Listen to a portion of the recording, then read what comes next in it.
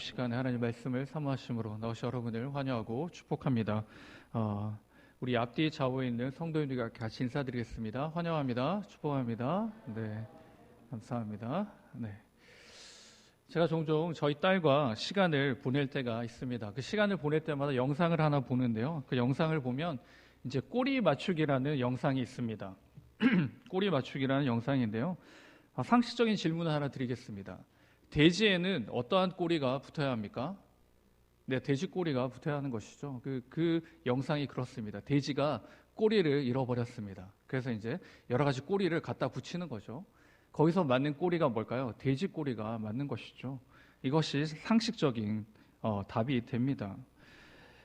상식은 모두가 납득할 수 있는 환경이나 상황을 우리는 상식적이다라고 말합니다. 그런데 지금은 오늘 본문은 상식이 아닌 비상식의 상실의 시대가 됩니다.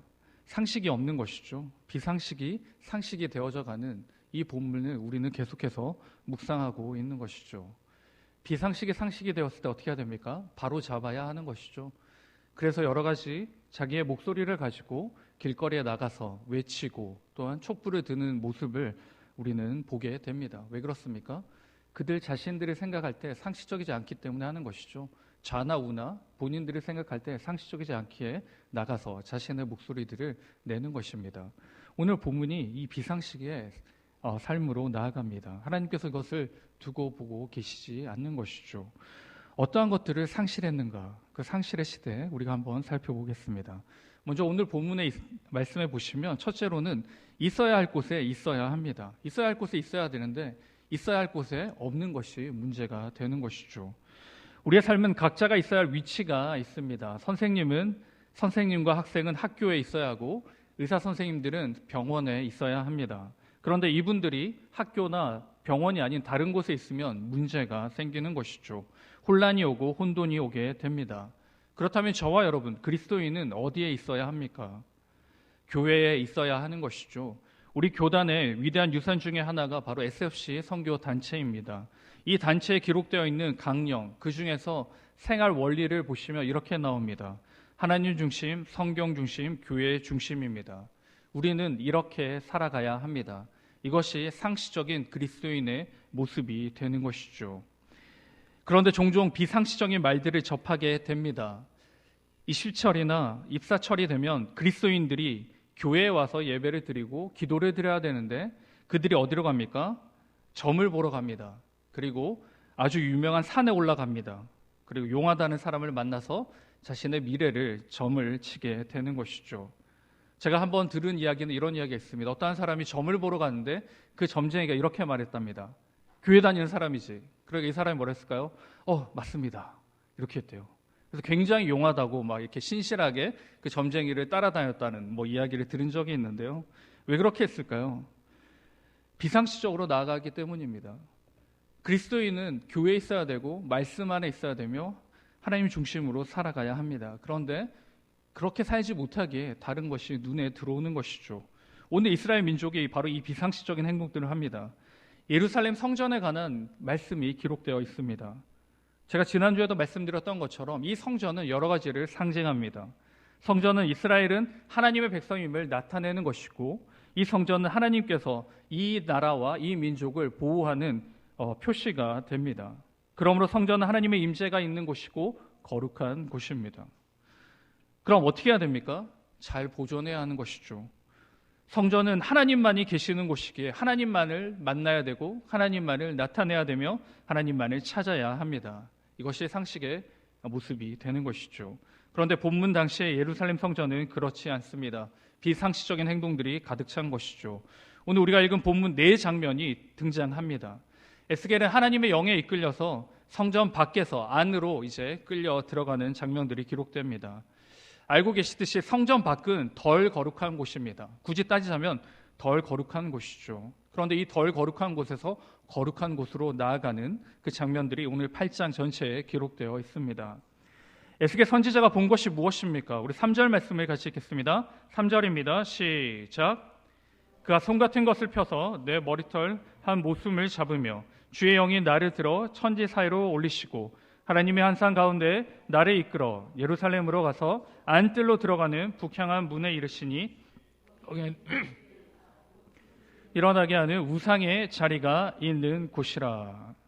북쪽에는 질투의 우상이 자리 잡고 있습니다. 우상이 자리 잡고 있죠. 그리고 9절에는 뜰 안에는 어떻습니까? 우리 9절 말씀을 같이 읽겠습니다. 시작.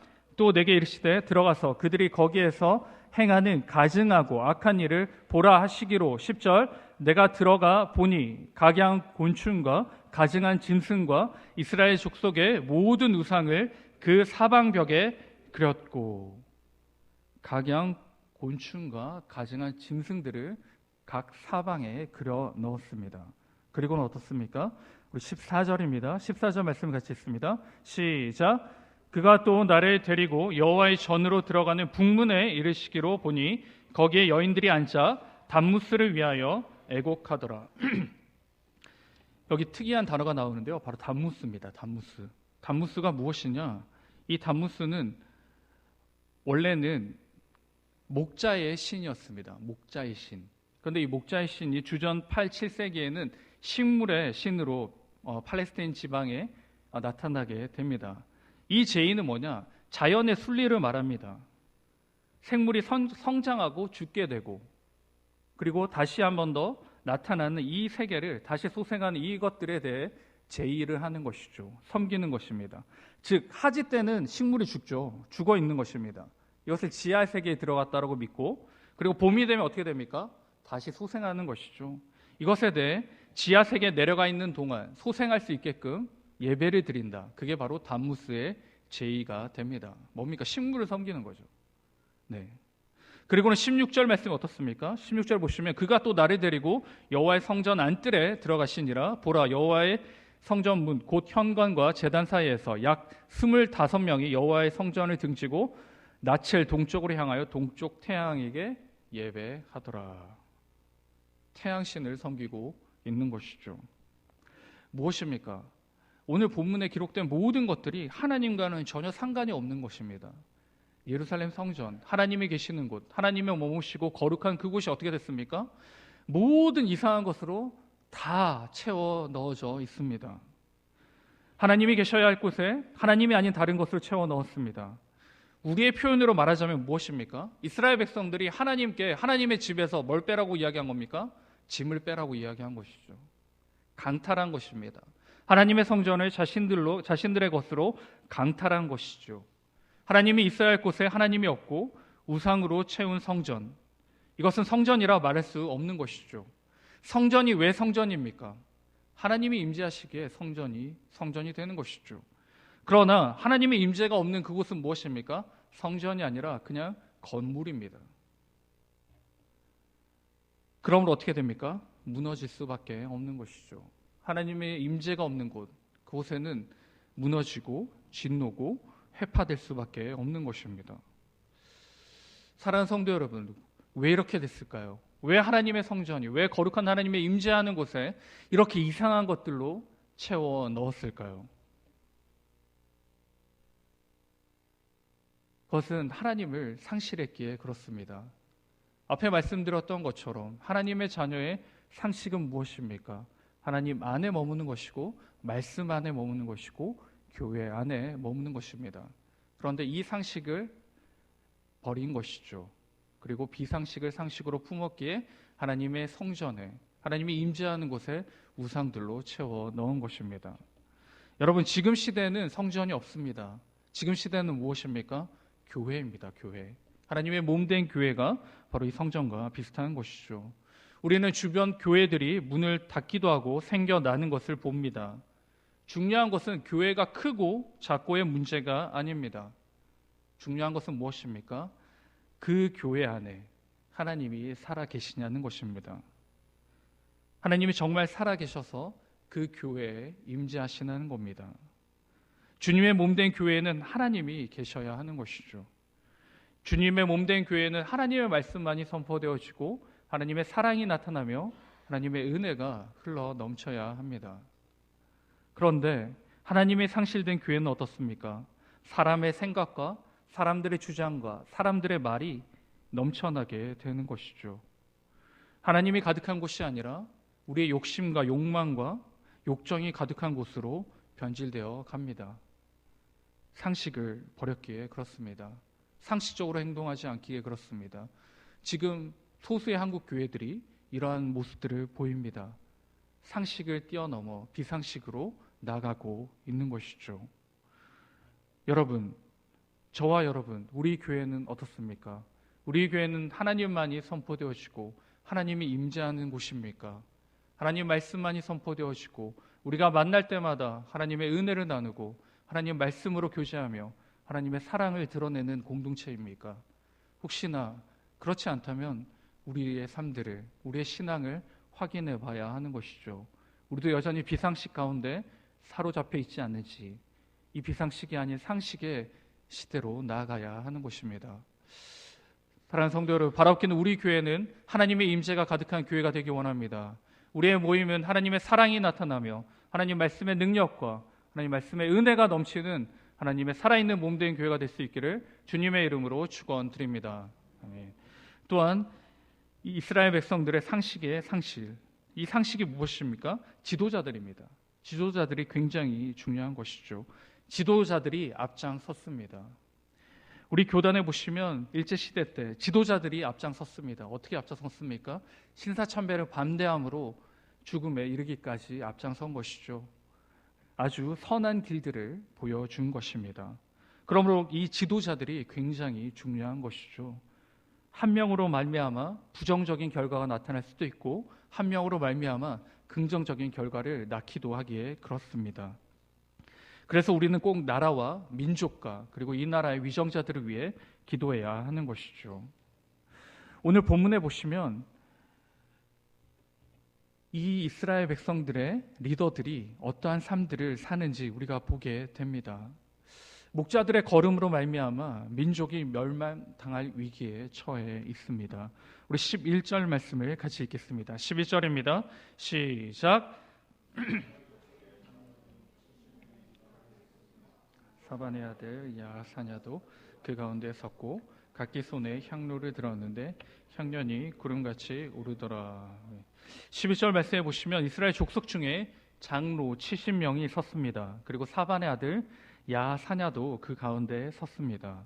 여기서 말하는 장로는 지금 교회의 장로들과는 조금 차이가 있습니다. 여기서 말하는 장로님들은 바로 백성들의 족장들을 말합니다. 족장들의 통치기구를 통틀어서 장로들이라고 말합니다. 대표죠. 이스라엘 백성들의 대표입니다. 이 이스라엘 백성들의 대표들이 모여서 무엇을 합니까? 분향을 합니다. 분향, 향을 피우는 것이죠. 향을 피운다는 것은 누군가에게 예배를 드리는 겁니다. 그런데 그 대상이 누구입니까? 하나님이 아니라 우상들입니다. 우상들에 대해 향을 피우고 예배를 드리는 것이죠. 이스라엘 민족의 지도자들이 이방신을 섬기게 됩니다. 그리고 우리가 앞에서 읽었지만 16절 말씀을 다시 한 번 더 읽겠습니다. 16절입니다. 시작. 그가 또 나를 데리고 여호와의 성전 안뜰에 들어가시니라. 보라, 여호와의 성전 문 곧 현관과 제단 사이에서 약 25명이 여호와의 성전을 등지고 낯을 동쪽으로 향하여 동쪽 태양에게 예배하더라. 아멘. 25명이라고 나옵니다. 이 25명은 24명은 각 반차를 말미암아 나타나는 제사장들이고 한 명은 대제사장입니다.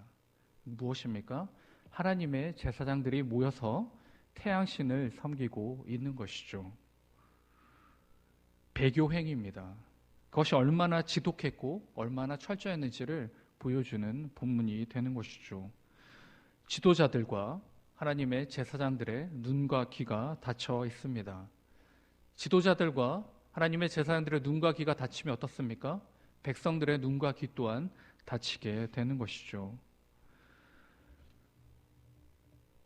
대다수의 사람들은 한 사람이 하는 것을 따라합니다. 특히 그 사람이 믿을 만한 사람이고 권력이 있고 또한 부유한 사람이라면 더욱더 그 사람의 말을 신뢰하고 믿고 따릅니다. 파급력이 있는 것이죠. 지난주 포털에 한 교회 이름이 순위에 오른 것을 보았습니다. 그 세습 문제에 관한 것이죠. 제 개인적인 생각은 정말 아무도 오지 않는 교회, 너무 열악해서 목회자를 찾을 수 없는 곳, 그러한 곳은 세습을 어쩔 수 없이 진행되어야 한다 생각됩니다. 그러나 포털에 오른 이 교회는 세계에서 손에 꼽히는 교회입니다. 잘은 모르지만 청빈 광고를 내면 아마 수백 명이 지원할 교회인 것이죠. 그럼에도 그들이 하는 말이 무엇입니까? 이곳이 험지이기에, 이 교회가 험지이고 이 교회에 아무도 사역하려고 하는 사람이 없기에 아들에게 세습을 한다는 주장입니다. 말이 안 되는 것이죠. 그러면서 예수님과 하나님의 말씀을 말을 하는 것이죠. 지도자들이 이렇게 이야기하니 양떼들은 어떻게 합니까? 따라가는 것이죠. 부패한 영적 지도자들의 한결같은 모습이 있습니다. 그것은 자신의 뜻을 하나님의 말씀에 빗대어 선포한다는 것이죠. 이 주장에 많은 교회와 또한 목회자들이 동의하고 수긍합니다. 무엇입니까? 영적 리더자들이 눈과 귀가 다치니 목자들을 뿐만 아니라 또한 양떼들도 눈과 귀가 다치게 됩니다. 영적 분별력이 상실하게 되는 것이죠. 진리를 분별할 수 없게 되었습니다. 하나님의 부름을 받은 지도자들이 하나님과 교회의 말씀 앞에서 분별해야 하는데도 불구하고 그들이 하나님 말씀을 떠나 하나님의 교회를 떠나 결정하고 판단함으로 하나님의 뜻과는 전혀 다른 비상식의 결과로 달려가고 있는 것입니다.